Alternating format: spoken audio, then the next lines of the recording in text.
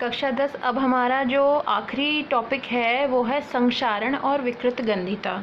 तो सबसे पहले हम जानेंगे कि संक्षारण क्या होता है। तो जब किसी क्रियाशील धातु की सतह वायु, जल या अन्य पदार्थों में उपस्थित ऑक्सीजन द्वारा उपचयित हो जाती है, उपचय और अपचय हमने पहले पढ़ रखा है, उपचयित हो जाती है तो इस पर एक रंगीन परत जमा हो जाती है, धातु धीरे धीरे नष्ट होने लगती है। तो इसी प्रक्रिया को हम संक्षारण कहते हैं। जैसे आपने संक्षारण को अगर हम साधारण शब्दों में समझें तो खुली वायु में छोड़ देने के बाद सिल्वर की धातुएं काली हो जाती हैं। चांदी जो है थोड़े दिन पहनने के बाद थोड़ा धीरे धीरे काला होने लग जाता है। और होता क्या है कि ये जो सिल्वर है, सिल्वर वायुमंडल में उपस्थित हाइड्रोजन सल्फाइड गैस के साथ अभिक्रिया करता है और सिल्वर सल्फाइड नाम का पदार्थ बनाता है। और यही सिल्वर सल्फाइड नाम का जो पदार्थ है, इसकी वजह से काला रंग हो जाता है चांदी का, क्योंकि धीरे धीरे उसके ऊपर सिल्वर सल्फाइड जो है वो जमा होते जाता है।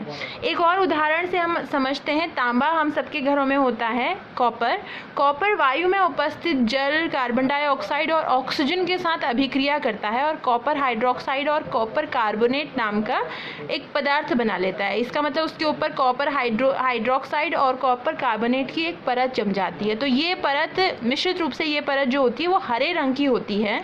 इन दोनों का मिश्रण उसके ऊपर जमा हो जाता है तो ये हरे रंग की परत जम जाती है। तो कॉपर के ऊपर हरे रंग की ये परत जमना भी संक्षारण ही कहलाता है। चांदी के ऊपर काले रंग की परत जमना भी संक्षारण कहलाता है। और हम देखते हैं कि लोहे को लंबे समय तक अगर हम खुला रख देते हैं तो वायुमंडल में उपस्थित ऑक्सीजन के साथ या ऑक्सीजन और जल के साथ, नमी के साथ वो अभिक्रिया करके जंग यानी कि भूरे रंग का उसमें एक पदार्थ जमा हो जाता है, जिसे हम जंग कहते हैं। तो ये सभी प्रक्रियाएं क्या हैं? ये संक्षारण है। संक्षारण की परिभाषा अब आप समझ गए होंगे। जब कोई धातु, चाहे कॉपर है, सिल्वर है या फिर आयरन है, कोई भी धातु वायुमंडल में उपस्थित गैसों के साथ या ऑक्सीजन के साथ, कार्बन डाइऑक्साइड, नमी के साथ अभिक्रिया करती है और उसके ऊपर कोई एक अलग रंग की परत जम जाती है, तो उसे ही हम संक्षारण कहते हैं। और संक्षारण की वजह से धीरे धीरे धातु खत्म होने लगती है, खराब हो जाती है धातु। अब हम क्या करेंगे? संक्षारण से बचाने के लिए हमें करना क्या चाहिए? अगर हमें संक्षारण से सुरक्षित रखना है अपनी धातु को, तो हम यशद लेपन कर सकते हैं, हम पेंट कर सकते हैं धातु को, मिश्र धातु बना सकते हैं, धातु के ऊपर तेल या ग्रीस लगा सकते हैं। अब यशद लेपन यानी कि यशद यानी जस्ता, धातु के ऊपर जस्ते का लेपन कर दिया जाता है तो उसे हम यशद लेपन कहते हैं। पेंट करना तो हम सब समझते हैं कि पेंट किया जाएगा अगर धातु को, तो उसमें सीधे सीधे वायुमंडल की ऑक्सीजन और नमी अभिक्रिया नहीं कर पाएंगी।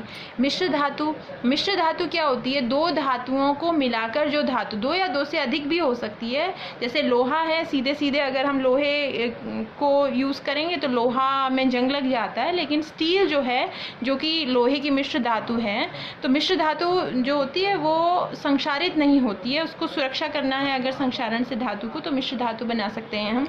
जैसे पीतल है, तांबा और जस्ता का मिश्रण है, तो उसे पीतल को हम मिश्र धातु कहेंगे, तांबे और जस्ते के मिश्रण से बनती है। किसी धातु में तेल या ग्रीस लगा दें हम, तो भी वायुमंडल की ऑक्सीजन और जल जो है वो अभिक्रिया नहीं करेंगे।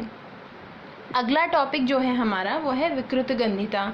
विकृत गंधिता क्या होती है? विकृत गंधिता जैसे वसा व तेल का जब उपचयन होता है किसी पदार्थ में, खाना हम बनाते हैं घरों में तो खाने में तेल भी होता ही है, वसा भी होती है, तो तेल और वसा का उपचयन हो जाता है, ऑक्सीजन जो है उस पदार्थ से अभिक्रिया कर लेती है, इसे हम उपचयन कहते हैं। तो उस वस्तु, उस खाद्य पदार्थ के गंध और स्वाद में परिवर्तन आ जाता है। बहुत समय तक कोई खाना रखा रहते हैं तो उसका आपको पता है कि ज़्यादा समय तक भोजन रख दिया जाए तो उसमें से बड़ी बुरी स्मेल आने लगती है, और इसी बुरी स्मेल को ही हम विकृत गंधिता कहते हैं।